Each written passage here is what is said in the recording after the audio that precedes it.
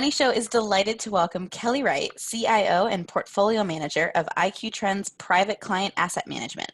He entered the industry in 1984 as a stockbroker, first at a private investment boutique and later at a major New York Stock Exchange wirehouse. Kelley, thank you for being here. The floor is all yours.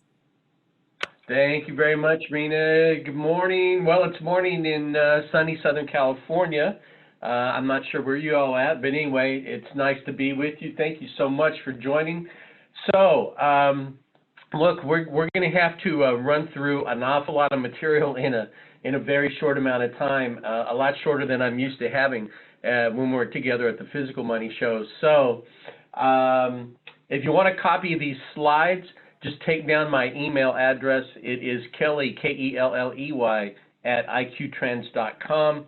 Also, my website is www.iqtrends.com. On there is a plethora of information about our service, our system, how it works, what we do. A lot of questions that you have will be answered there. So, anyway, here we are. So you think you missed the big rally in stocks? No, you didn't. If you think I'm kidding, yesterday should have made that pretty clear to you. So, let's see here. How do I...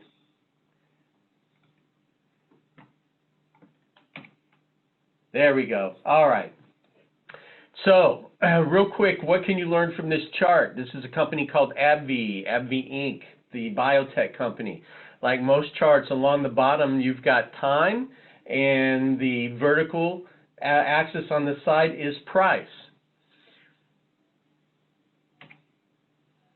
CAS Information System. This is a tech company. This is completely different than AbbVie. Once again, what do we have here?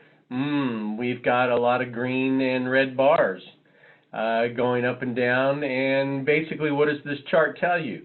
It tells you basically the price action. So here's another chart, CVS Health. Once again, you've got your time on the bottom and you've got the price on the side. So what we have here is a nice mountain shape. So my point in showing you these charts is, what information are you gathering from here? If you're just looking at the price action, is it high? Is it low? Is it somewhere in between? Eastman Chemical. It's a big chemical company. Once again, a lot of price action. What does it tell you about the stock? Oh, here's a different chart. This is the Dow Jones Industrial Average. This one's going back to, Lord have mercy, way back to 2000. And so you see the peak back at the old tech wreck and .com bust, and then the dive down, and then the initial recovery up into 2007, and then the big waterfall decline down there into 2009, then that nice Fed-infused bull market that ran up until, what was that, February this year, okay? But once again, other than this price action, what does this tell you? Does it tell you anything about whether the price is high or low or in between? So, Kelley, what is your point? My point is that price without other information is just a number.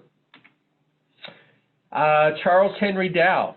I know you're all familiar with the name Dow. After all, some of the most famous stock indexes in the world bear his name. There's also Dow Jones, and there's the Dow theory. What a lot of people don't know is that Charles Henry Dow was a pretty prolific writer. Matter of fact, he wrote about 16 or 17 different vignettes, and they were all on value investing. Matter of fact, the indexes that bear his name, the Dow Industrials, the Dow Utilities, etc., those were all of his attempts to find out something. And what was he trying to find out? Is value. Okay? This is one of our favorite quotes from him. Value in the end is determined by the return to the investor. So, how do we know when a stock offers good value? Well, it's pretty simple, actually. Good value exists when a sufficient number of investors are motivated to buy. And then that good value is depleted when a sufficient number of investors are motivated to sell. And so it begs the question, well, what is the single best indicator of when good value exists or when good value is depleted? And what we would tell you after 55 years of doing this, it's the current dividend yield in relation to its historical dividend yield pattern. So, if you remember, I started off showing you a chart of AbbVie. All right? Here's another chart of AbbVie, but now you're going to notice something a little bit different. There are two sets of stair-step lines on here. One at the bottom is green and one at the top is red. And what we have found is that AbbVie, and the reason why the chart starts in 2013 is that's when it was spun off from Abbott Laboratories. But you'll notice that the price action for the most part has stayed in between these two these two lines. What the bottom line is it represents a yield of 4.5%. And then what the top line represents is a yield of 2.4%. And so you're asking, well, how did you come up with these lines? Well, basically all we do is we take a look at the price action of a company for 20, 25 years, and we make a note of all the repetitive high prices and low prices, and they stick out on a chart. And so then what you do is you find out what the dividend yield was at each of those high prices and each of those extreme low prices. And what you find is this pattern starts to emerge, and it looks something like this, where the price action stays between two repetitive dividend yield areas. And so it begs the question, why does that happen? Well, it happens because there's a sufficient number of investors who seem to think that AbbVie offers pretty good value when the yield is 4.5%. And then when it gets to 2.4%, when the price goes up, it declines back down to 4.5%. And it stays in this pattern, goes up and goes down. Except when we got into 2019, you'll see that it dropped below its green line. And it begs the question, why did it do that?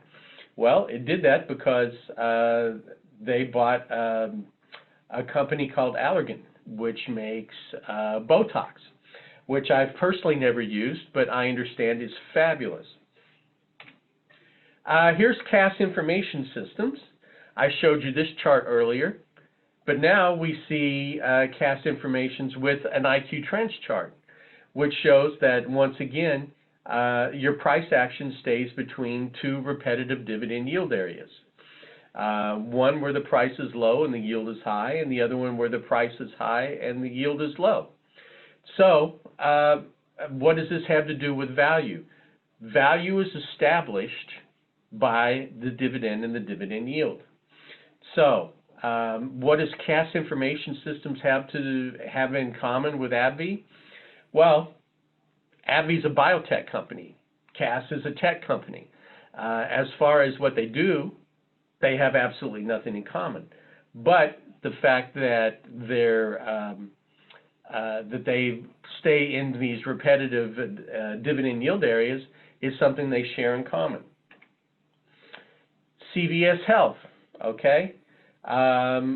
Same thing. Now, you can't see the price action before 2010 because, unfortunately, my charts are limited. I can't show you the whole 25-year history, but if we did, you would see that once again CVS stays between a 1.4% yield and a 0.6% yield. Now, the last few years, you'll notice that those two stair-step lines, instead of stair-stepping, have gone sideways. Well, why is that? Well, that's because CVS hasn't raised their dividend. Well, why haven't they raised their dividend?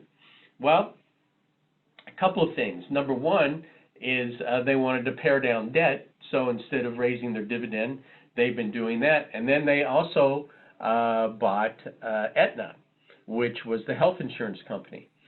And so I think what you're going to see here pretty soon is that their earnings are going to start to matriculate significantly higher because that acquisition has been absorbed. And they're doing something really, really neat in the industry. I mean, it's not just a drugstore. They have this great system where they call it a doc in a box or a minute clinic, where you can walk in, you can see the doctor, and then they give you a prescription, and you step to the window to the right, and you get it filled. Plus, their giant prescription benefit manager. Eastman Chemical, I showed you this one earlier. So what does Eastman Chemical have in common with the other stocks that I showed you? Well, it's a big chemical company. And it's not, doesn't have anything in common with AbbVie, which is biotech, or Cass, or CVS. But you'll notice that once again, the price tends to stay between these two repetitive dividend yield areas.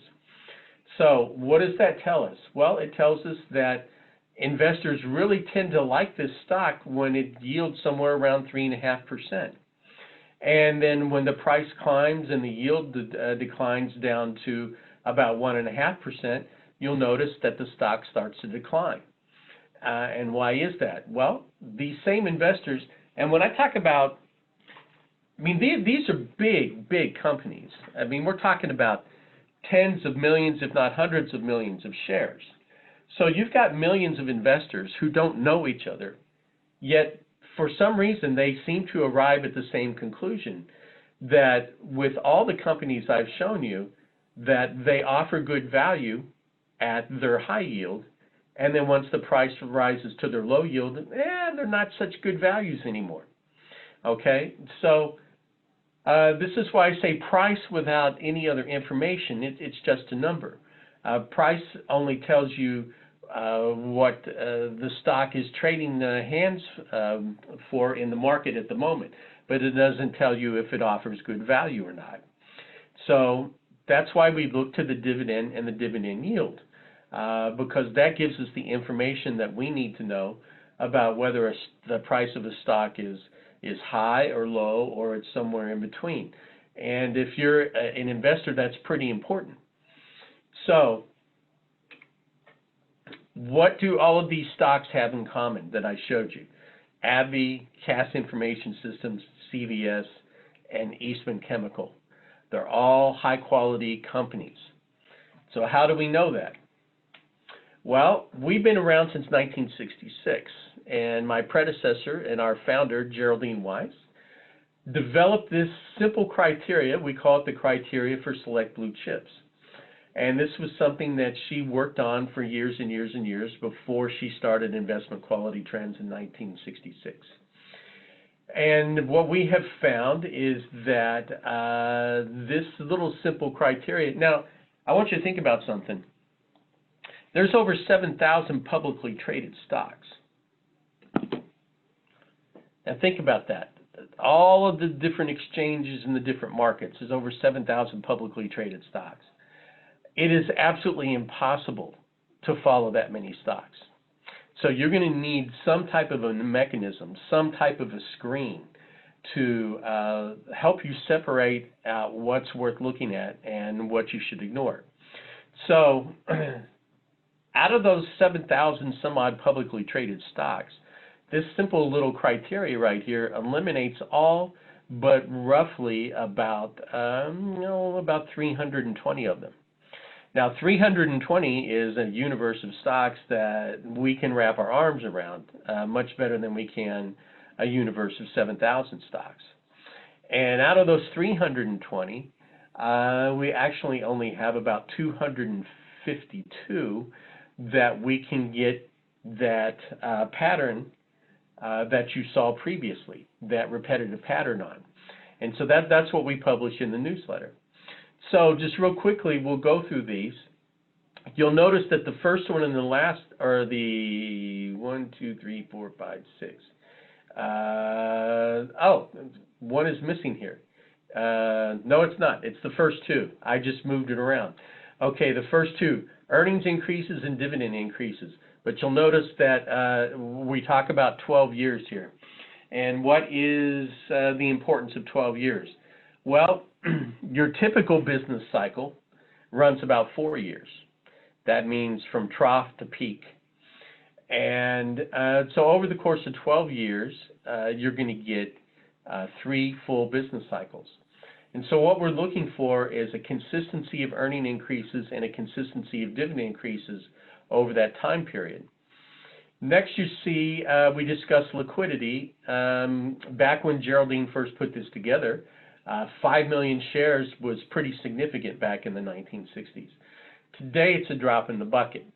I mean, 5 million shares is nothing. But the point is still what is important, and what we're looking for is liquidity.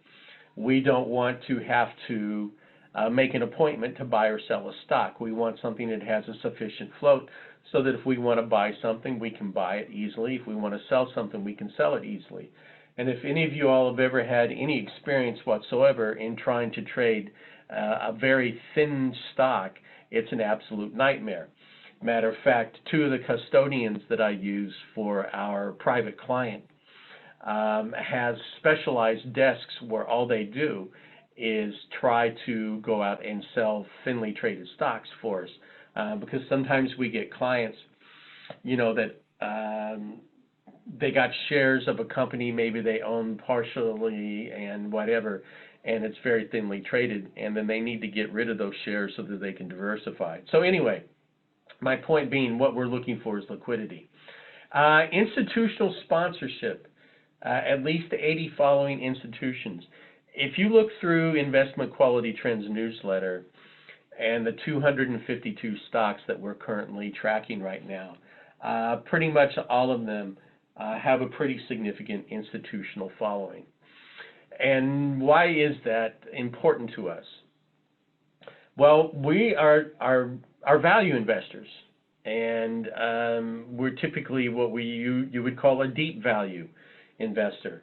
And what's really important to us is finding that low price and that high yield. So I'm sitting here talking to you about very high quality stocks, and so the question that it pops up in everybody's mind is, well, if it's a high quality stock, why is its price low and why is its yield high? And there's myriad answers to that question. Sometimes it could be that the Wall Street doesn't like its sector. There could be something going on specifically with the company. Or maybe we're just in a bad market, and it's too income or value oriented, and the market is in one of its growth phases. Point being is, when we buy stocks, they're typically unloved. So we're typically first, and we're typically early. So the way that the sell side of Wall Street works is, most of the analysts, you know, it's a kind of a tightly knit community. These folks all know each other. You know, they socialize with each other. They go to parties. They go to dinner and drinks and stuff with each other. And you know, they tell each other stories about companies that they're following. So inevitably, what happens for us is that we're in early in a great company, but then an analyst or two will pick up on it. And then they start to talk to their pals, and then everybody rushes off to their and writes their analyst reports, and they send it off to their sales forces. So my point is once we're in, then we want the institutions to figure it out, because they're the ones that come in with all the heft and all the buying power, and that's what lifts the stock up. So next we have a quality ranking. CFRA formerly was S&P.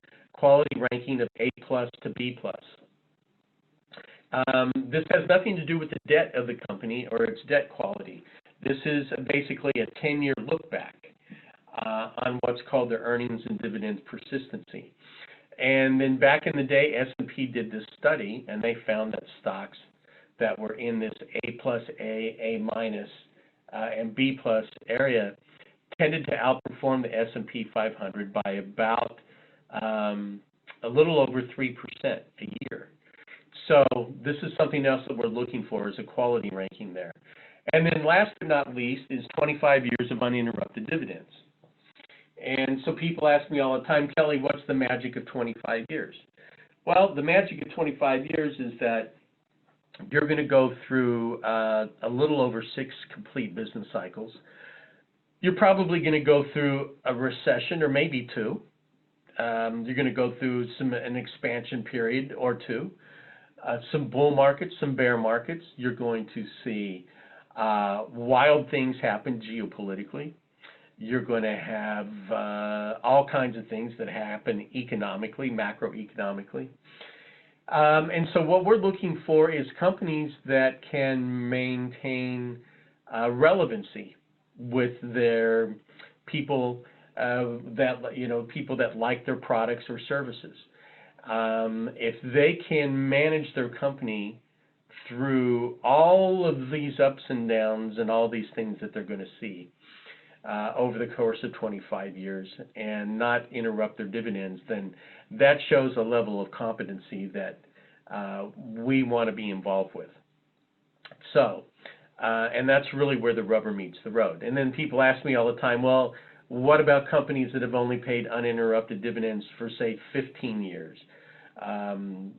We've done the studies and we've done the work, and for whatever reason, the volatility drops significantly when you insist on 25 years of uninterrupted dividends. So, just real quickly, we pour that universe of 7,000 some odd companies through this simple little screen here, and it comes up with the companies that we find are very high quality.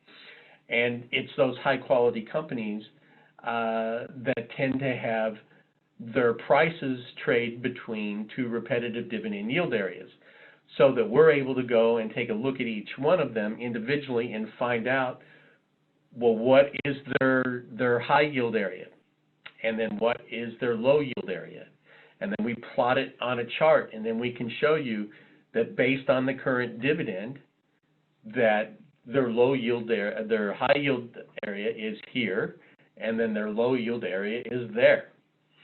And then all you really need to know at that point is if it's a sector that fits a hole in your portfolio, because the hard work has really been done for you, meaning, is it a quality stock and does it offer good value? So it doesn't matter what's going on in the market, okay? It doesn't matter what's happening really in the Dow or the S&P or the NASDAQ, because we're not buying indexes, we're buying stocks. And you want to buy stocks when A, they're high quality stocks, and B, when they offer good value. So I want you to remember these two phrases here. The gain is made on the buy, and well bought is half sold. Now, my first teacher was my grandfather, and I remember when I was significantly younger, and he told me, son, the gain is made on the buy. I said, no, Papa, the gain is established on the sell. And he said, no, you're talking about accounting. He says, I'm talking about investing. And so I want you to think about that. If you find where the low price, high yield area is, and you lock that in, then you've locked in your gain, because we know that that stock is going to go from its low price, high yield area to its high price, low yield area. And so well bought is half sold is just another way of saying the gain is made on the buy. So what is it that we're really trying to do as enlightened investors? Well, we want to grow our capital base, and we also want to get income. Okay, so we need income perhaps for current needs, or to provide for our needs after our working days are over and we don't have a paycheck anymore. So in order to achieve, and what's a need? People say, well, Kelley, you throw that term around. A need is anything that makes you feel safe and secure and relieves some anxiety for you. And the common needs that I'm talking about are housing, and food, and clothing, and transportation, and recreation, and healthcare, education. Those are all needs. And how do we pay for those needs? We pay for those needs with cash. Well, during our working years, we get a paycheck, and our needs are met by our paycheck. But once you retire, you don't get a paycheck anymore. So your needs are met by Social Security, your retirement plans, and your investments, what you and I do together. So what we want to do is help you prepare for that time when you need cash and cash flow to meet those needs. So identify a high quality company, identify its repetitive patterns of high and low dividend yield. You buy when the price is low and the yield is high. You wait till it gets to its repetitive area of high price and low yield. You sell it, rinse and repeat, meaning you go back and you look for another high quality undervalued stock.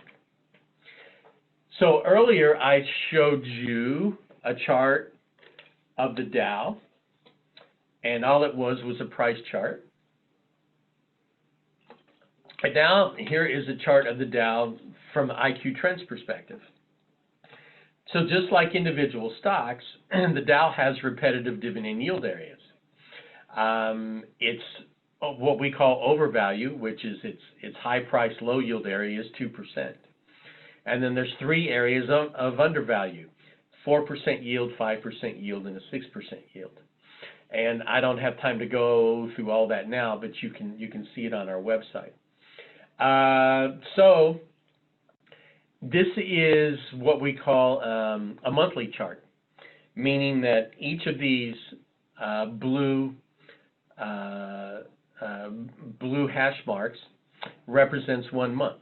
So there's 12 of them in each of the year.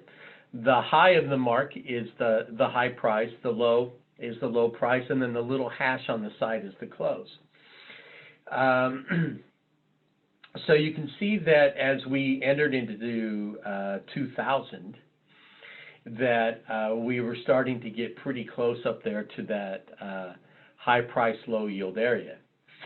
And then we had some sell-off in February. And then we had the big downturn in March, which is this line right here. So we had a little bit of a step back in April. We had more of a step back in May. And then June, it looked like it was off to the races.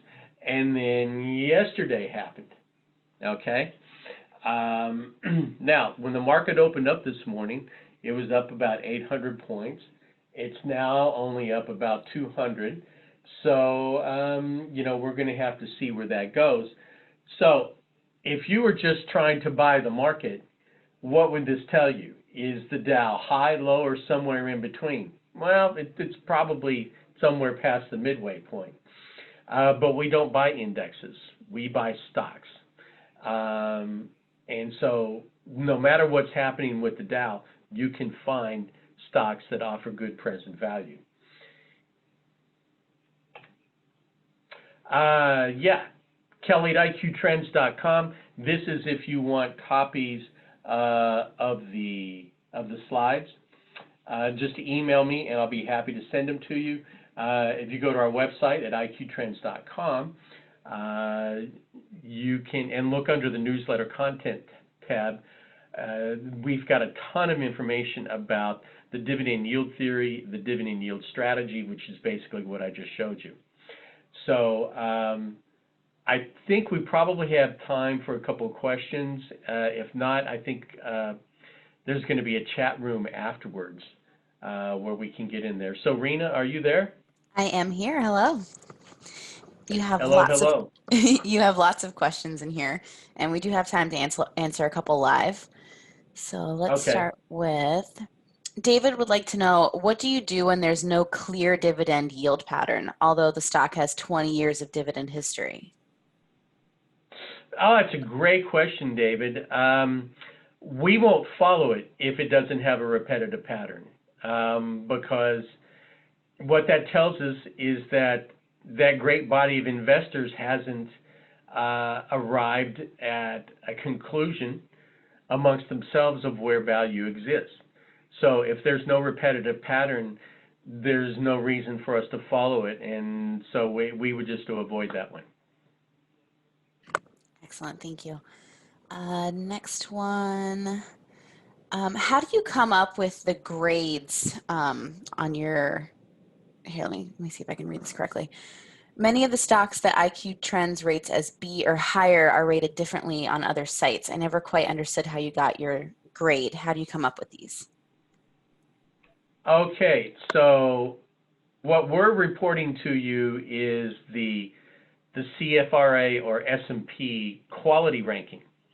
All right, and what that is that's a 10-year look back at the earnings and dividend, what they call earnings and dividends persistency. So it has nothing to do with the quality of the debt. It's not a debt rating or anything. It's a quality ranking of the equity part of the stock. Now I know that there's lots of sites that give you rankings of whatever. I have no idea what their criteria is. All I can tell you is that we've been using the S&P quality ranking since 1966, and that's kept us in a lot of great companies and out of a lot of bad companies. Thank you. And it looks like that's all we have time for live questions. But as I mentioned, if anyone would like to continue the conversation with Kelley, when this presentation ends, all you need to do is refresh your page and you'll be directed right into a post discussion where he will be joining you, and all the questions that are currently there, he will be able to see. So with that, thank you so much, Kelley, for joining us and sharing your knowledge. That was fantastic. Oh, my pleasure. Thanks for having me. Yeah, absolutely. We'll And thanks definitely, to everyone for joining us. for sure.